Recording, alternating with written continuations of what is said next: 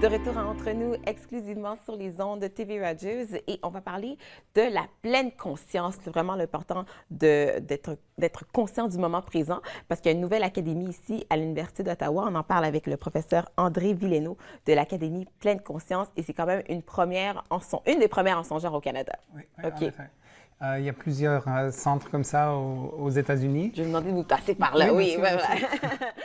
Donc, il y a plusieurs centres comme ça aux États-Unis, mais le nôtre est un des premiers.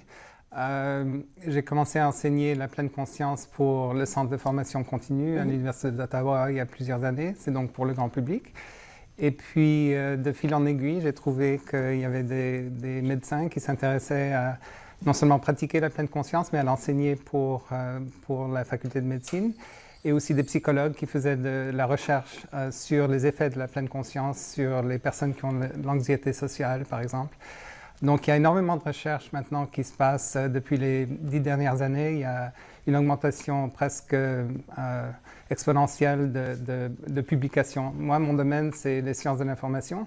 Donc, je m'intéresse à la gestion de l'information. Tout ce qui est sur les médias, dans le fond? Un peu sur les médias Oui, aussi, OK. mais surtout l'organisation de l'information, OK. la gestion de l'information, les bibliothèques numériques, des choses comme ça. Alors, pour les bibliothèques numériques, j'ai fait un petit calcul pour voir le nombre de publications qui ont été faites les 10 dernières années. Et puis, depuis 1985, il y a eu vraiment une croissance exponentielle de recherche sur les effets de la pleine conscience. Et c'est sûr qu'il n'y a aucun doute maintenant, la pleine conscience, la pratique de la pleine conscience, d'être pleinement présent ici et maintenant, d'apprendre à se concentrer, d'être dans le moment présent. Oui. Ça a des effets sur le cerveau, ça a des effets sur la psychologie, ça a des effets sur le bien-être.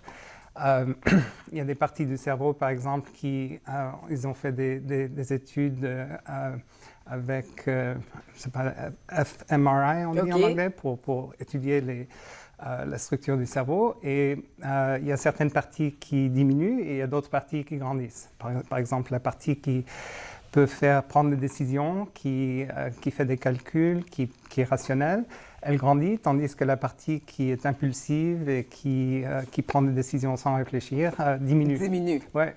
Donc, il y a des effets physiologiques, psychologiques, pour le bien-être, pour la résilience, pour toutes sortes il y a le bien-être. C'est sûr qu'il y a une fonction physiologique et psychologique et dans le cerveau. Alors, nous, on appartient à un institut pour la recherche sur le cerveau. Et on vient de commencer cette académie qui rassemble un peu tous les chercheurs dans le domaine. Parce que là, c'est ça que je disais tout à l'heure, parce qu'on est tellement pris dans notre quotidien de la vie de tous les jours. Puis je disais tout à l'heure que des fois, on me demande qui t'a reçu hier. J'oublie. C'est ça qui arrive. On oublie comment la semaine s'est passée. Qu'est-ce qui explique ça, finalement? Qu'est-ce qu'on peut? Alors, si on est pris par ce qui va se passer dans l'avenir, ou qu'on est pris par ce qui est passé dans le passé, c'est donc dans les souvenirs ou dans l'avenir, on n'est pas dans le moment présent. Dans le moment présent, OK. Alors, d'être dans le moment présent, c'est quand on boit son thé, on boit son thé. Donc, d'être conscient. Okay, d'être conscient. Mon thé aujourd'hui. Quand vous buvez votre thé, Oui. vous n'êtes pas aux Caraïbes. Oui. Vous êtes avec votre On thé. aimerait être aux Caraïbes en train de boire un verre de thé. Ça peut être bien, ça. OK. Quand on conduit, on n'est pas ailleurs. Hein? Il y a beaucoup d'études qui démontrent en fait que d'être sur son cellulaire et de faire du texto en train de conduire, c'est très, très dangereux. C'est même plus que l'alcool au volant. Donc, d'apprendre à être présent ici, maintenant, en conduisant, d'être là, hein, de ne pas être ailleurs. C'est une pratique qui est très pratique et très utile. Mais est-ce qu'il y a des moyens des choses qu'on peut faire pour être conscient, finalement? Oui, alors il y a des techniques qui ont été développées depuis des milliers d'années, en fait.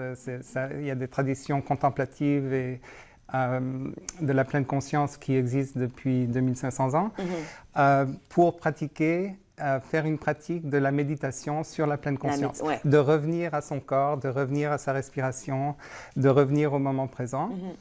Donc, on peut faire cette pratique quotidienne, au volant, en buvant son thé, mais aussi en méditation assise, en méditation marchée, en prenant pleine conscience de sa respiration, pleine conscience de son corps. C'est un effort, en fait, de se rendre compte qu'on est ailleurs. C'est ça.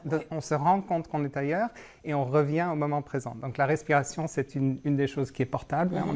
On est dans le trafic, on respire, c'est ça. Quand il y a un feu rouge, qu'est-ce qu'il y a d'autre à faire? C'est ça, exactement. On a à attendre, mais si on est impatient, si on veut aller quelque part, si on est empris par le désir d'être ailleurs, qu'on est pressé, on veut arriver quelque part, on est ici, on est maintenant, on est en vie.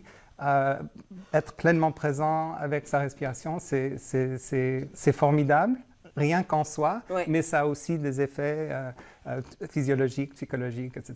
Avec cette académie-là, on a pu parler, justement, vous avez l'intention de faire des recherches. Donc, quand j'ai fouillé, il y avait entre autres une recherche que je trouvais intéressante, c'était la pleine conscience et les personnes avec la sclérose en plaques, sans nécessairement rentrer dans les détails. Là. Alors, je ne suis pas médecin, donc je ne peux pas rentrer dans beaucoup de détails, mais il y a des recherches en cours, non seulement avec les scléroses en plaques, mais avec les angoisses, avec le cancer, toutes sortes de maladies et de difficultés de vie, pour voir si la pratique de la pleine conscience peut les aider à augmenter leur résilience, à augmenter leur qualité de vie. Oui.